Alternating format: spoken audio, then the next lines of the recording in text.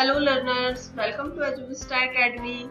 आज की क्लास में हम बात करने वाले हैं कि टैली प्राइम के अंदर बैंक रिकंसिलिएशन क्या होता है और कैसे हम टैली प्राइम से बैंक रिकंसिलिएशन कर सकते हैं।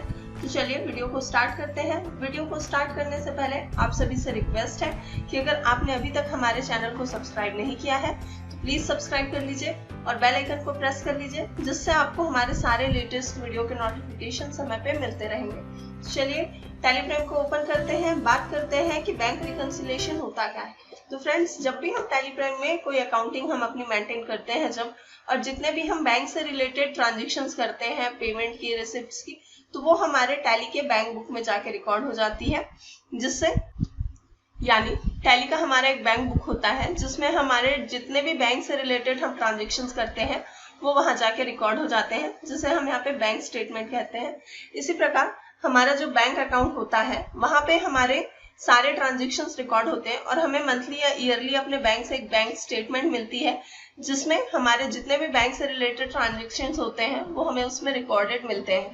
अब जो आपका बैंक स्टेटमेंट होता है और जो टैली का बैंक बुक है, इन दोनों के अमाउंट में अगर डिफरेंसेस आते हैं तो इन डिफरेंस को ही हमें क्या करना होता है, मैच करना होता है, और इसी को बैंक रिकंसिलिएशन कहा जाता है। जिससे हम टैली की जो हमारी बैंक बुक होती है और जो हमारी बैंक स्टेटमेंट, इन दोनों के बैलेंस का जो डिफरेंस इन दोनों में होगा उसे हम बैंक रिकंसिलिएशन की मदद से हम उसे मैच करते हैं। तो देखते हैं, चलिए टैली प्राइम के अंदर में बैंक रिकंसिलिएशन कैसे होता है। तो यहाँ पे सबसे पहले हम डिस्प्ले मोड रिपोर्ट्स में चलते हैं। डिस्प्ले मोड रिपोर्ट्स को जाके यहाँ पे हमें ओपन करना है और यहाँ से हमें जाना है अकाउंट्स बुक। अकाउंट बुक से हम यहाँ पे बैंक और कैश बुक को हमें ओपन करना है। देखिए यहाँ पे हमारे पास 3 बैंक अकाउंट्स है जो हम मेंटेन कर रहे हैं। मैं मोस्टली ट्रांजेक्शन यहाँ पे SBI बैंक अकाउंट का यूज करके करती हूँ। तो चलिए हम यहाँ पे एंटर प्रेस करते हैं और देखते हैं कि हमारे पास जितने भी बैंक के ट्रांजेक्शन हुए हैं वो हमें यहाँ पे दिखाई दे रहे हैं। अब हम जितने भी ट्रांजेक्शन है उसे मंथ वाइज यहाँ पे हम चेक कर सकते हैं कि हमने जितने भी ट्रांजेक्शन किए हैं। अब हमें चेक करना है कि हमारे बैंक बुक का जो अमाउंट है, टोटल अमाउंट जो मुझे यहाँ पे दिख रहा है, क्या यही सेम हमारे बैंक स्टेटमेंट में है। तो इसके लिए आपको जो बैंक से स्टेटमेंट मिलती है उससे आप मैच कर सकते हैं क्या कि ये अमाउंट आपका जो यहाँ पे टैली के बैंक बुक में दिख रहा है क्या सेम आपके बैंक स्टेटमेंट में भी दिख रहा है। अगर नहीं तो हमें यहाँ पे इसे बैंक रिकंसिलिएशन के थ्रू हमें इसे क्या करना होगा, मैच कराना होगा। तो हम इसे बैंक रिकंसिलिएशन कैसे कर सकते हैं, डायरेक्ट आप बैंक के अंदर में यहाँ पे एंटर करिए और किसी भी मंथ का रिपोर्ट ओपन करने के बाद आप यहाँ से डायरेक्ट Alt+R प्रेस करेंगे तो डायरेक्ट आप बैंक रिकंसिलिएशन के स्क्रीन में आ सकते हैं। तो यहाँ पे चलिए Alt+R प्रेस करते हैं तो ये देखिए हमें बैंक रिकंसिलिएशन का एक स्क्रीन दिखाई दे रहा है। और इसे हम सेकेंडली ओपन कर सकते हैं गेटवे ऑफ टैली में। गेटवे ऑफ टैली में हमें जाना है बैंकिंग, और बैंकिंग के अंदर हमें यहाँ पे बैंक रिकंसिलिएशन का ऑप्शन दिया है जिसे हमें ओपन कर लेना है। एंड यहाँ से हम अपना बैंक सेलेक्ट कर लेंगे जिसे हमें रिकंसाइल करना है। अब देखिए इस बैंक से रिलेटेड मैंने जितने भी ट्रांजेक्शन्स किए हैं वो मुझे यहाँ पे दिखाई दे रहे हैं। अब देखिए हमारा जो यहाँ पे डिफरेंस दिख रहा है, बैलेंस एज कंपनी बुक हमारे पास जो दिख रहा है वो है 15,88,300 and balance as per bank हमारा यहाँ पे 20 लाख रुपए है।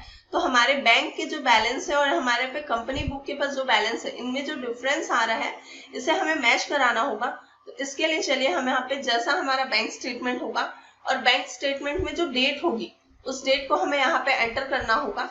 तो चलिए मैं अभी यहाँ पे रैंडम एक कोई डेट एंटर करते जाती हूँ। तो चलिए हम यहाँ पे डेट ले लेते हैं। यहाँ पे मैं सारे डेट एंटर कर देती हूँ। इस तरीके से आपको 1 बाय 1 आपके बैंक स्टेटमेंट को देखते हुए सारे जो डेट है वो आप यहाँ पे एंटर करते जाएंगे। और जैसे ही आप सारे डेट बैंक के अकॉर्डिंग यहाँ पे एंटर कर लेंगे, उसके बाद देखिए आपको जैसे ही आपने सारे डेट एंटर किए, आप देखिए यहाँ पे balance as per company book और बैलेंस एज पर बैंक आपका देखिए इक्वल हो गया, दोनों यहाँ पे सेम हो गए, मैच हो गए। और हमें यही करना होता है बैंक रिकंसिलिएशन के अंदर में।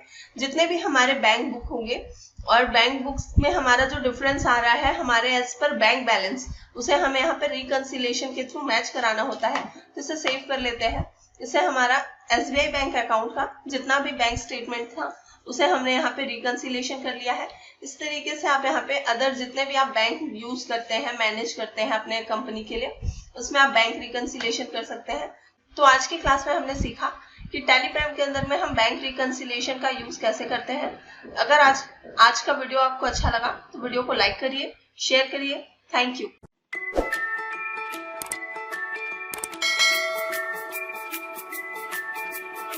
हैं।